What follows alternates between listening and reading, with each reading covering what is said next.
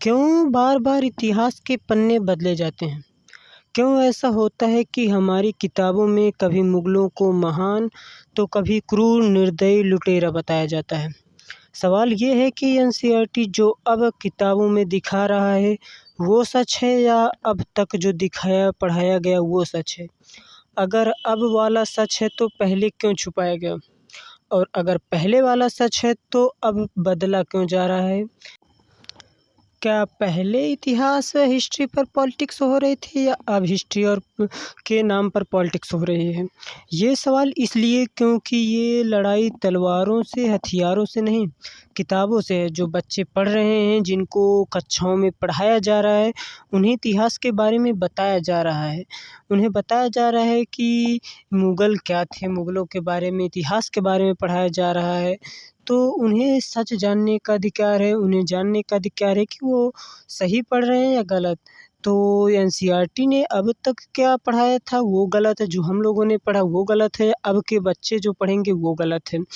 अब इसके बारे में पता नहीं है, तो नई बुक में बताया गया है कि अकबर ने चित्तौड़ किले में 30,000 आम लोगों को कत्लेआम किया था।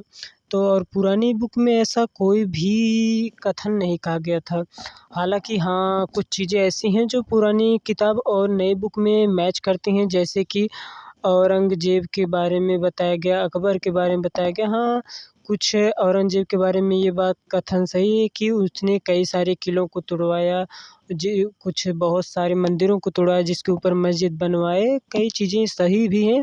लेकिन पर कुछ चीज़ें बदली गई हैं, और जो बदली गई हैं, क्या वो चीज़ें अब सही बताई जा रही हैं, पहले बताई जा रही थी?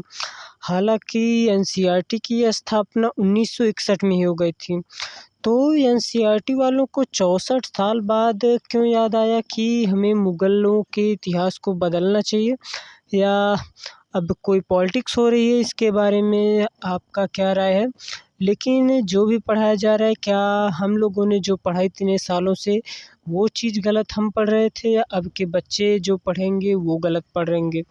अब बताया गया, अब हम देखेंगे कि नए बुक में शिवाजी हो गए और पृथ्वीराज चौहान हो गए, और महाराणा प्रताप, इन सब के ऊपर क्या इन सब को पहले छुपाया जा रहा था या फिर इन्हें अब दिखाया जा रहा है?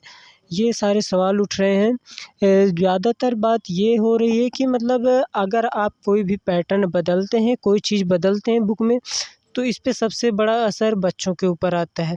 तो बच्चे क्या पढ़ेंगे, क्या पुरानी बुक के हिसाब से क्या सही बताया जा रहा था या नए बुक के हिसाब से बताया जा रहा था, इस चीज़ के बारे में चर्चा का विषय बना हुआ है। अब आपकी क्या राय है, ये ज़रूर कमेंट सेशन में बताएं। तब तक के लिए नमस्कार, मिलते हैं अगले वीडियो में।